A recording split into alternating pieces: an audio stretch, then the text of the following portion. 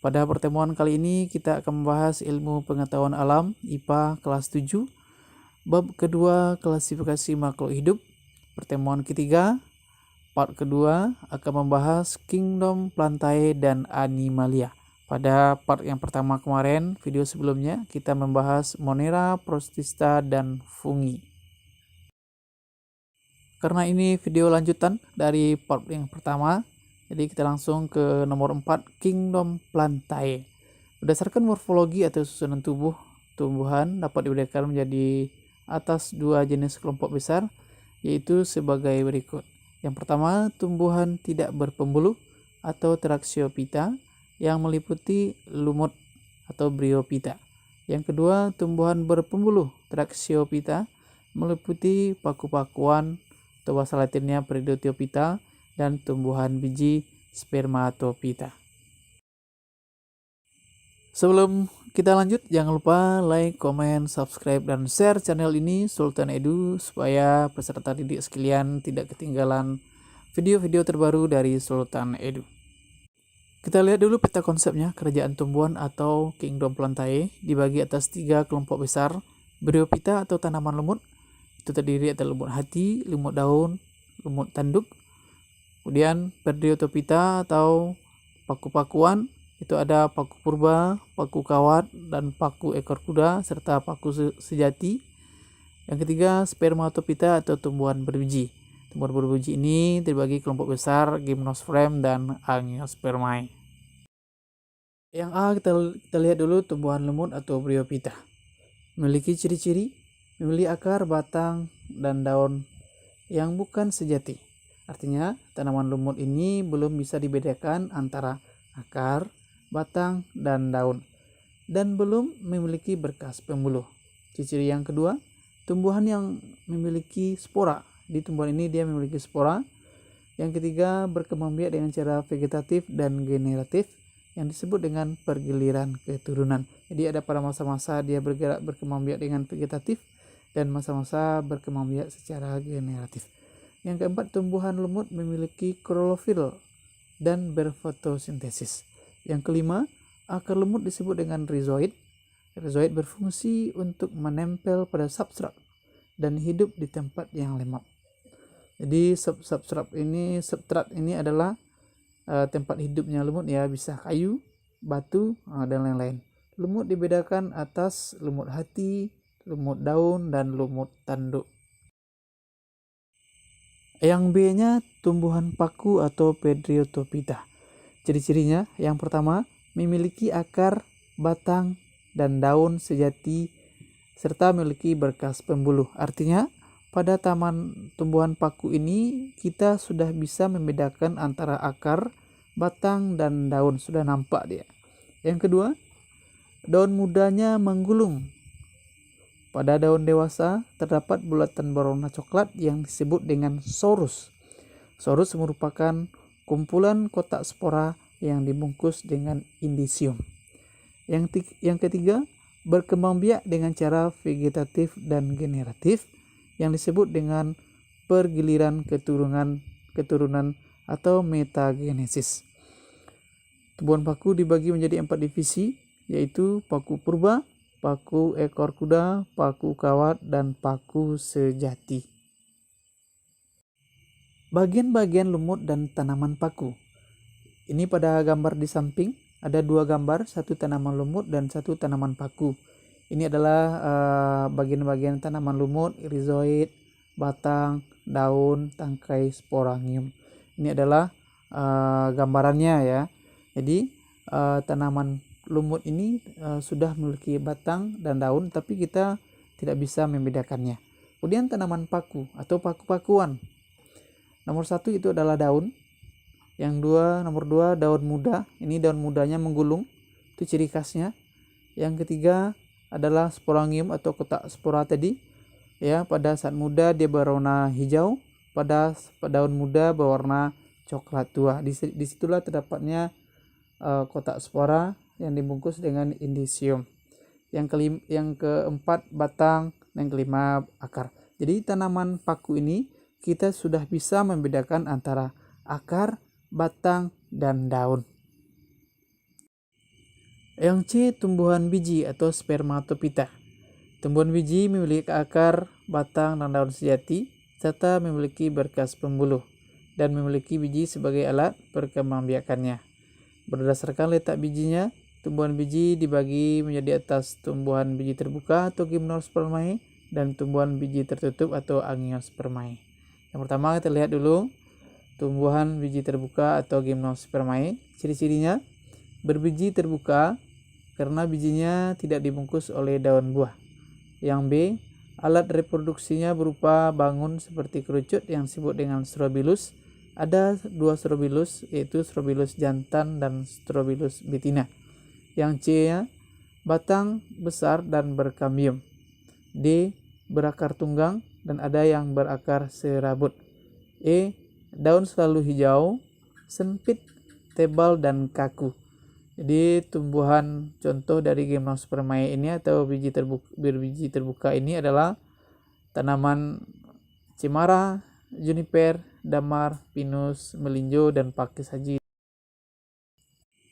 Ini adalah contoh tumbuhan angiospermae. Yang A itu adalah juniper, B cemara, C damar atau kemiri bahasa kitanya, D pinus. Yang kedua, tumbuhan biji tertutup atau angiospermae. Ciri-cirinya: A, alat perkembangbiakannya berupa bunga. B, akar, batang, dan daun sudah dapat dibedakan dengan jelas. C, susunan tulang daun menyirip, menjari, atau sejajar. D, bakal biji terlindung di dalam daun buah. E, mengalami pembuahan ganda yang menghasilkan zigot, dan endospermae atau cadangan makanan. Tumbuhan biji tertutup dibagi menjadi dua kelas, yaitu tumbuhan biji berkeping satu atau monocotyledonae atau monokotil, dan tumbuhan biji berkeping dua atau dicotyledonae atau kita sebut dikotil. Sekarang kita lihat tumbuhan berkeping satu atau monocotyledonae atau monokotil ya. Ciri-cirinya: yang pertama, biji berkeping satu. Yang kedua, akar serabut. 3, daun berseling. 4, tulang daun sejajar. 5, bagian bunga berjumlah kelipatan 3. 6, biji memiliki satu daun lembaga. Artinya bijinya berkeping satu. Tumbuhan monokotil memiliki beberapa suku, yaitu Germaninae atau rumput-rumputan. Contohnya padi, gandum, jagung, tebu. Yang kedua, palmae atau pinang-pinangan. Contohnya kelapa sawit, pinang, dan palem. Yang ketiga, liliaceae atau bawang-bawangan. Contohnya bawang merah, bawang putih, dan bakung. Yang keempat, musaceae atau pisang-pisangan. Contohnya segala jenis pisang ya, pisang Manila, pisang Ambon, pisang raja, dan lain-lain. Yang B, tumbuhan berkeping dua atau dicotyledonae atau dikotil. Ciri-cirinya: yang pertama, biji berkeping dua. Yang kedua, akar tunggang. Yang ketiga, daun tersebar berhadapan. 4, batangnya bercabang. 5, tulang daun menyirip atau menjari. 6, bagian bunga berkelipatan 2, 4, atau 5. Yang ketujuh, biji memiliki 2 daun lembaga. Tumbuhan dikotil memiliki beberapa suku, yaitu yang pertama, suku getah-getahan. Contohnya karet ya, ketela pohon. B, suku kacang-kacangan ya, contohnya kacang tanah, kacang panjang, dan lain-lain. C, suku terung-terungan ya, Solanaceae. Contohnya terung, tomat, cabai, dan lain-lain. Ini contoh tumbuhan dikotil ya. Ada mangga, jambu, alpukat, anggur, dan nangka. Yang kelima, Kingdom Animalia. Kita lihat dulu peta konsepnya ya. Kingdom Animalia itu terbagi atas 2, invertebrata atau avertebrata dan vertebrata. Yang A-nya kita lihat dulu, invertebrata atau avertebrata. Itu adalah hewan yang tidak memiliki tulang belakang. Yang pertama, porifera. Porifera adalah hewan yang mempunyai pori-pori. Hewan ini tubuhnya seperti spons. Habitatnya di perairan, Warna tubuhnya bermacam-macam seperti merah, kuning, dan hijau. Contoh hewan porifera yaitu adalah Spongalia, Euspongia, Pterion, dan Skipa. Jadi ini gambarnya ya, Espongia, Pterion, dan Skipa. Yang kedua, Solentrata. Solentrata adalah hewan berongga, mempunyai tentakel untuk menangkap mangsa. Pada permukaan tentakel terdapat sel beracun yang menyengat. Tubuhnya ada yang berbentuk polip yang menempel pada tempat hidupnya, dan ada yang berbentuk medusa yang bergerak aktif melayang-layang di air seperti payung. Ubur-ubur, bunga karang, obelia, hidra, dan anemon laut itu termasuk contoh hewan Solentrata. Ini ada gambarnya ya, perhatikan ya. Ada yang A itu adalah bunga karang, yang B obelia, C hidra, dan D anemon atau anemon laut. 3. Cacing atau vermes adalah hewan bertubuh lunak, tak bercangkang, dan tubuhnya simetris bilateral. Berdasarkan bentuk tubuhnya, ada 3 kelompok, yaitu cacing pipi atau Platyhelminthes, contohnya cacing hati dan cacing pita. Cacing gilik ya, Nelmathelminthes, tubuhnya bulat, panjang, dan tidak bersegmen, contohnya cacing perut, cacing kremi, dan cacing tambang.